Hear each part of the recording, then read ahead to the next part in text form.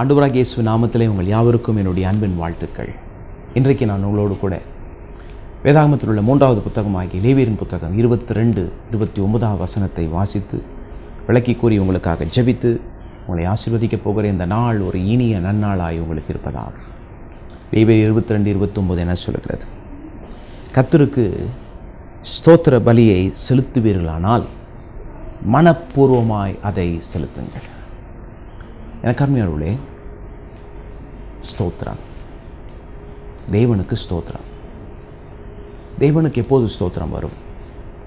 பாருங்கள், நம்முடைய வாழ்க்கையில் ஏராளமான தேவைகள் உண்டு.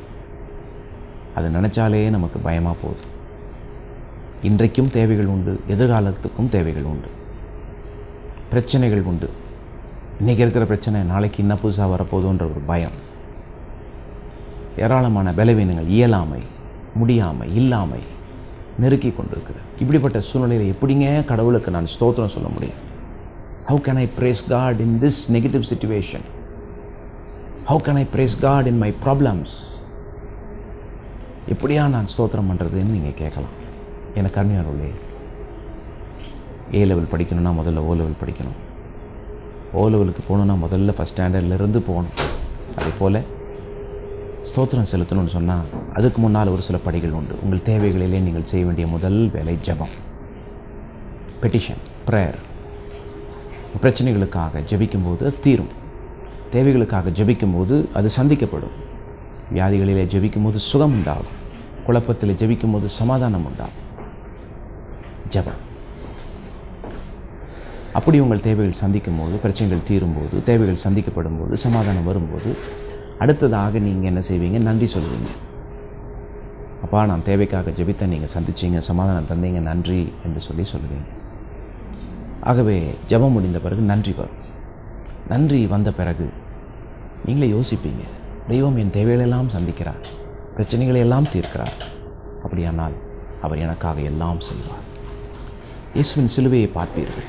அங்கே அவர் தரித்திரராக இருந்தார், ஏன் நாம் செல்வந்தர்களாய் மாற. அவர் காயப்பட்டார், ஏன் நாம் சுகமாக. அவர் எல்லாரும் கைவிட்டாங்க, ஏன் எல்லா தயவும் நமக்கு கிடைக்க. பிதா அவரை கைவிட்டார், ஏன் பிதா நம்மை கைப்பிடிக்க வேண்டும் என்பதற்காக.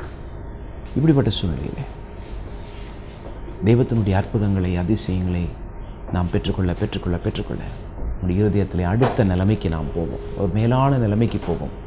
என்ன செய்ய ஆரம்பிப்போம்? தெய்வமே, நீ நல்லவர், என் தேவைகளை சந்திக்கிறவர் என்று சொல்லி துதி தானாக பிறக்கும்.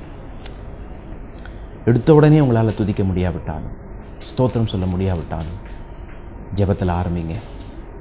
அது உங்களை நன்றிக்கு கொண்டு போகும், நன்றி அறிதலுக்கு கொண்டு போகும். நன்றி அறிதல் உங்களுக்கு ஸ்தோத்திரத்துக்கு கொண்டு போகும்.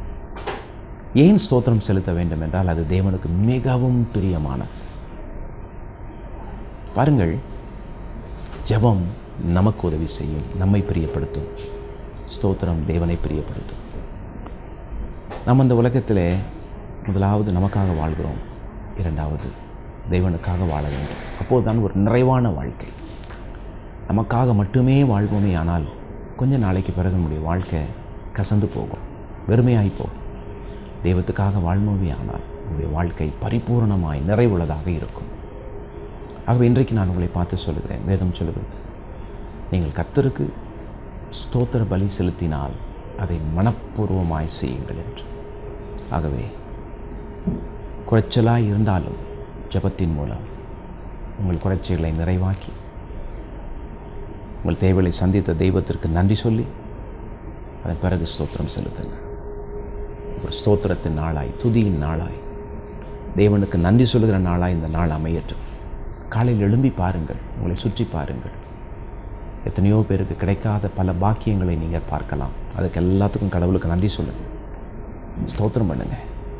நாள் ஒரு இனிய நாளாக இருக்கும். தெய்வம் உங்களை ஆசீர்வதிப்பாராக. எத்தனையோ பேர் படிக்க முடியல, இன்றைக்கி படிக்கிற சந்தர்ப்பத்தை தெய்வம் உங்களுக்கு கொடுத்துருக்கிறார். ஸ்தோத்திரத்தோடு படிங்க. அநேகரால் வேலை செய்ய முடியல, தொழில் செய்ய முடியல, வீட்டை கவனிக்க வீடு வாசல் இல்லை. உங்களுக்கு வேலை, தொழில், வியாபாரங்கள், தொழிலை தந்திருக்கிறார். நன்றியோடு அந்த தருணத்தை பயன்படுத்தி கொண்டு தேவனுக்கு உண்மையுள்ளவர்களாயிருங்கள். தெய்வம் உங்களை ஆசீர்வதிப்பார். இன்றைக்கி உங்களுக்கு கிடைக்கப்பட்டிருக்கிற பாக்கியங்களை நினைத்து நன்றி சொல்லுங்கள், ஸ்தோத்திரம் பண்ணுங்கள். தேசத்துக்காக ஸ்தோத்திரம், ஒருவேளை நீங்கள் அயல் நாடுகளில் பிறக்காமல் இருக்கலாம், வாழாமல் இருக்கலாம், ஆசிய நாடுகளிலே வாழலாம், கஷ்டம் விலைவாசி ஏற்றத்தின் நாடுகளிலே வாழலாம். இருந்தாலும் இதைவிட மோசமான நாடுகள் இருக்கிறதே, அதுக்கு நாம் எவ்வளோ பரவாயில்ல. நன்றி சொல்வோம், ஜெபிப்போமா?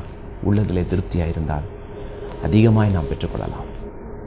தெய்வம் உங்களை ஆசீர்வதிப்பாராக. ஜெபிப்போம். நேசிக்கிற எங்கள் அன்பின் பரலோக பிதாவே, படிக்கிற பிள்ளைகளுக்காய் ஜெபிக்கிறேன், வேலை செய்கிறவர்களுக்காய் ஜெபிக்கிறேன், தொழில் செய்கிறவர்களுக்காய் ஜெபிக்கிறேன், வீட்டை கவனிக்கிறவர்களுக்காய் ஜெபிக்கிறேன், வேலை செய்கிறவர்களுக்காய் ஜெபிக்கிறேன், ஊழியம் செய்கிறவர்களுக்காய் ஜெபிக்கிறேன். உங்களை ஆசீர்வதியும், உயர்த்தும்.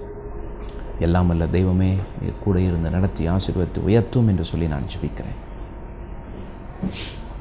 இக்கட்டுகளிலும் தேவைகளிலும் கஷ்டங்களிலும் சிக்கியிருக்கிற இவர்களை கர்த்தர் ஆசீர்வதித்து உயர்த்தும் என்று சொல்லி நான் ஜெபிக்கிறேன். நன்றி செலுத்துவர்களாய், துதி செலுத்துவர்களாய் மாற்றும் நாள் ஒரு இனிய நாளாக இருக்கட்டும். உற்சாகமாய் இவர்கள் புறப்பட்டு போய் படிப்பு, வேலைகள், தொழில், வியாபாரத்தில் ஈடுபட்டு வாழ்ந்து சுகமாயிருப்பார்களா. இயேசுவின் நாமத்தில் ஜெபிக்கிறேன் நல்ல பிதாவே, ஆமென். God bless you. God bless you.